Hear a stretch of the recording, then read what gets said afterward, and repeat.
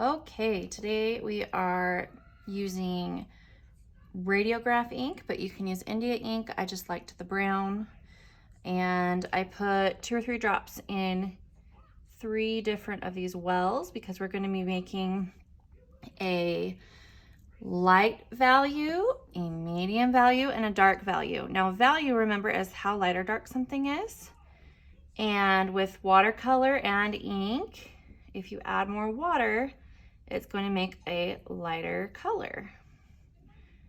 So I'm going to go ahead and fill these. This one is mostly full with water. This one is kind of going to be half full of water, and I'm not going to add any water to that one. And then I'm going to mix them up, and I'm going to test, just do like a quick little test. And see, that one doesn't look quite too dark, so I'm going to add more water to this one to make it even lighter. And that's why we're testing, is to see if we have our values on here correctly. So see how much lighter that one is now? And then if I rinse out my brush and kind of get all the water out of it, you can see how dark the actual ink is just by itself. So you can see you've got dark, medium, and light tones. Okay, so the first thing we're going to do is start with the light tone. And you can just, once this is dry, you can flip it over. And we're gonna be painting on this side.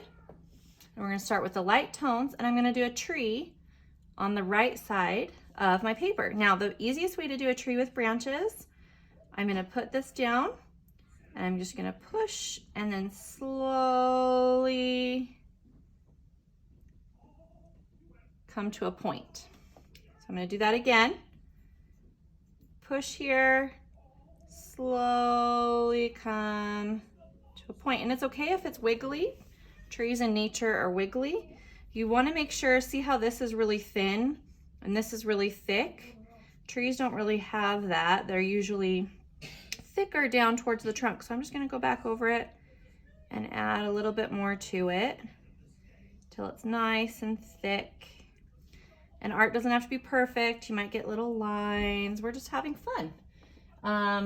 You can add as many branches as you want, or you can just add a couple. But it's important that you just push harder towards the trunk and then slowly start lifting up your brush. And that'll give you kind of the main areas of the trunk. Then we're gonna go in and add smaller branches. Just a couple here and there, wherever you feel like a branch needs to go. And you can trust your instincts on that. Everybody has their own little idea of what needs to happen. Okay, now we're gonna draw the cat. And I say draw because that's basically what you're doing. You're putting in an oval or an egg shape for the cat face. And I want my cat face to be about that big. See how I'm drawing it over the space so I can kind of visualize what my stroke is going to be. So I practice my stroke and then I fill it in. Same thing, grab the lightest color. Now for the cat body, it's going to be another egg shape, but it's got to be bigger, right? Because cats' heads are not as big as their body. That would be really silly if the cat head was this big and the body was teeny tiny. So instead, I'm going to practice the movement first with my hand, and it's okay if you need to use your finger because there's nothing here that can get smudged. Most of the time they'll tell you not to touch your paper. I break that rule a lot. Okay, so then I fill it in, and I might need to grab more ink, and that's okay. Okay, so once this is done, you can see I have these little dots right here. If my brush is dry, if you have some paper towels, you just dab off your brush. Look at that, it sucks it up right there, like a straw. Okay, and then I'm gonna tap my brush dry. Now we're gonna move on. Now, I think my cat is missing something. I think my cat might need a tail. So I'm gonna go back in with my lightest color, and I'm gonna do the same kind of thing that I did with the branch. Do you remember how I pushed down hard and then I lifted it up? We're gonna do that with the cat's tail, except we're gonna start kind of light, push down a bit more, and then go light again. I think he needs a little bit thicker tail, so I'm just gonna do a second stroke next to it. There we go, that looks like a good kitty cat tail. All right, this empty space right here is called negative space. And it's not negative because it's like depressing, it's negative because there's nothing there. So what we're going to do in this space right here is we will take our darker color when we're ready to move on in a minute, and that's where the cat's feet are gonna go. But for right now, I wanna add, our cat is kind of floating in space. So I wanna add a little bit of ground, and it doesn't need to be touching if I don't want it to, because we're kind of just alluding, that means pretending that there's a ground. We're kind of trying to show people that there's ground, but it doesn't have to look exactly realistic, because remember, Chinese painting is very loose, and all I'm doing to get the lighter of the strokes is by lifting the brush up higher or going more toward a point. Now, notice I'm not holding my brush the way they taught us in the last video. That's because I haven't practiced with it enough, but again, if you want to do that, you're welcome to. I just don't feel comfortable, and I have to teach you how to do this. So I'm gonna go ahead and just add in a little bit of ground there. And I think I want this all to connect actually. So I'm gonna go back in, no negative space in my foreground right there. Let's see, I think that looks good. I'm gonna go ahead and leave that. Now, I think I do wanna add in some some lighter tone kitty cat ears. And these aren't too hard. All I'm gonna do is go tap, tap. And then to make a point, again, don't touch the paper very hard. There's one kitty cat ear. There's two kitty cat ears. All right, now we're ready to move on to the more darker tones, the mid-tones, if you were. And we're gonna add in a little bit of detail with the mid-tones. Now, it's gonna be really easy. Do you remember how we tapped with the kitty cat ears? That's what we're gonna do to make leaves. And you can kind of pull it towards you a little bit. That will make a point. But hold your brush so you're comfortable. This is really hard for me to paint going this direction. So I'm gonna actually turn my paper around so I can always go this direction, because that's easier for me. Going like this is hard on my wrist. You probably don't need to worry about that because you're young, but I'm old, so I do. And it doesn't really matter. You can add as many leaves on the branches as you want. Keep in mind, if the branch is further away from you, you need the leaves to be smaller. If the branch is closer to you, like this one, maybe this one's a little closer. I'm gonna add in bigger leaves, because as things get closer to you in nature, if you look outside the window, they look smaller when they are further away. Each branch doesn't have to have leaves on it. Notice how I'm still turning my paper. And then I might take a look at it and say, okay, I feel like there needs to be maybe a couple more leaves on this one, just to balance out all the leaves on the other one. Oh, I don't really like that one, but that's okay. We're just having fun. I'm making it into a shape I can mess with, and then I'm gonna leave it alone, because if you keep touching it and keep messing with it, that's usually when I ruin my artwork. And I say ruin by, that's when I'm usually not happy with it anymore. So I'm just gonna make all these leaves bigger so that they're matching the size of that one, and I'm gonna leave it alone. All right, other things I might do with my mid-tone, I'm gonna go in and add some shadows on the kitty cat. I'm gonna grab some of my mid-tone here that my dog decided to drink. All right, here's my mid-tone. Go ahead and curve that around to make a little kitty leg. So that is almost a C or a half moon shape. And that will help kind of add the leg in there. I'm gonna also see I'm holding the brush straight up and down, very lightly, short strokes, add in some grass. Now, why am I doing this in mid-tone first? because when I go back in with my darkest tone, it's gonna pop all of it out, make it look like it's really forward. See, I'm getting a little bit more of that there. Dry this off. Soak it up like a sponge.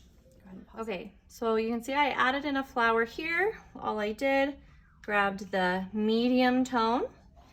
Same technique I did with the leaves. And I want one right here. So I'm gonna go choo, choo, choo. You don't have to make that noise if you don't want to. It's just fun. Choo, choo. See how pushing harder made a bigger flower? Now I'm gonna do a smaller flower over here. Choo, choo, choo, choo, choo. Okay, I'm just teasing. I don't really do that every time I paint. I don't want it to get these little dots on it again, so I'm gonna suck that up again. And you can decide where you want these flowers to go. This is just kind of where I would like them, but try making them some different sizes. You just need to remember that the petals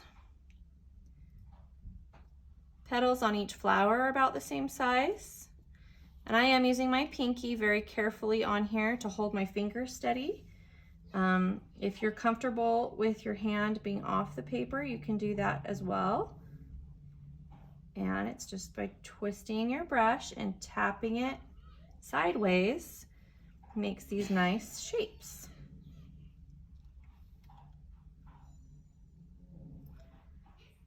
And you can do 5 or 6 petals. Just gonna come back around, suck those up. A little bit more mid-tone. We're almost done with the mid-tone here.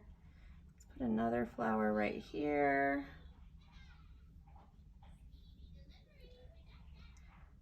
And sometimes I make things I don't really like that's not my favorite flower I've ever done, but it's okay. We're just having fun. All right, what do I need to do here?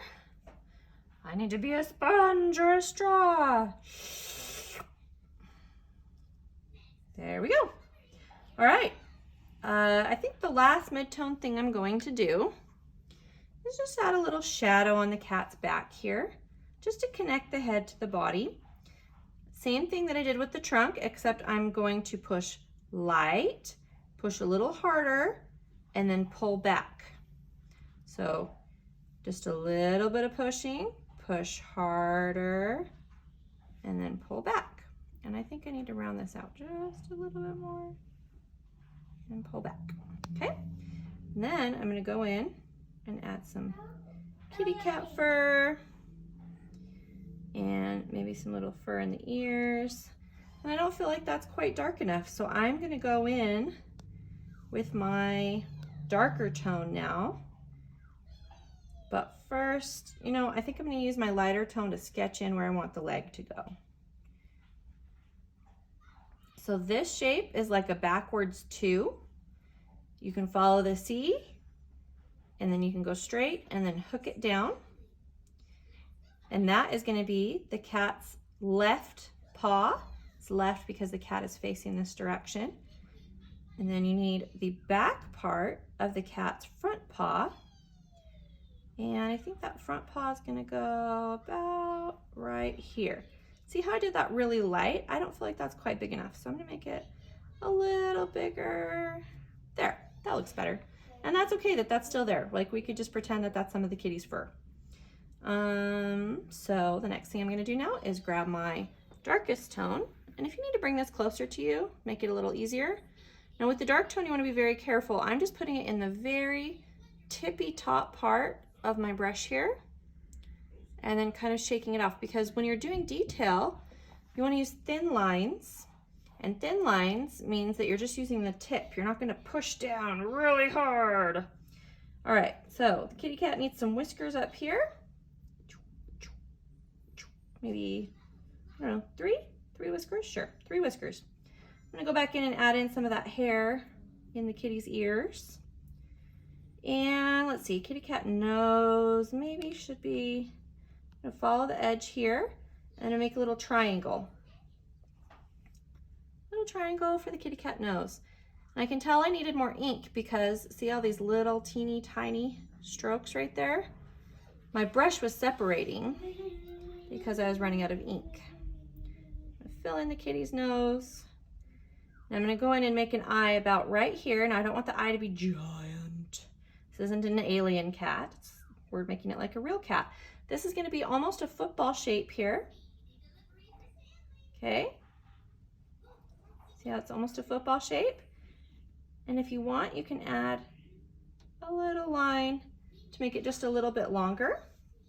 And did you know cats have little tiny holes where their whiskers come out? They kind of look like freckles. And I am barely pushing. And if you make too many and you make them too big, it's totally fine. Again, art is fun, right? We're doing those. I'm gonna do some thicker hairs coming down from the cat. So push hard, let go. Oh, see, that one's turned the way I didn't want it to turn. So I'm gonna just keep turning it out. Maybe something like that. Okay, now I'm gonna grab a little bit more ink here. I'm gonna add to these little furs back here. I'm gonna add some fur on the cat's leg. Trace the leg again and add in some paws. Now to add the paws, we're just gonna make little teeny tiny C shapes like that. And the bottom of the cat's foot. And again, little tiny hairs on the kitty's leg, little tiny C shapes. There, see, now that looks like the cat's toe. Okay, and then to make the cat tail pop, I think we need to add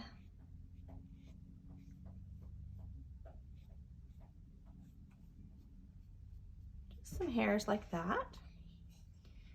And I think my cat looks pretty good. So I'm gonna move on and just add some little dots in my flowers,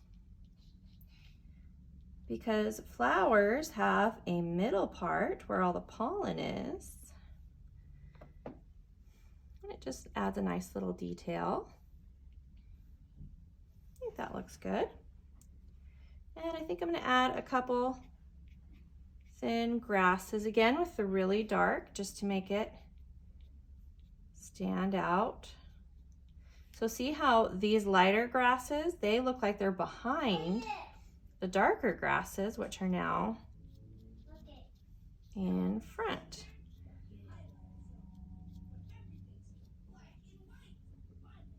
Add some little lines in my flowers. I don't know if you're gonna have time to do all this, but it's kind of fun to play around. And I think my cat looks like it needs to be pushed forward just a little bit more. So I'm gonna grab some more dark and darken that line. And I would say that that looks good. So I hope you enjoyed this quick tutorial of how to paint with ink and water and watercolor paper.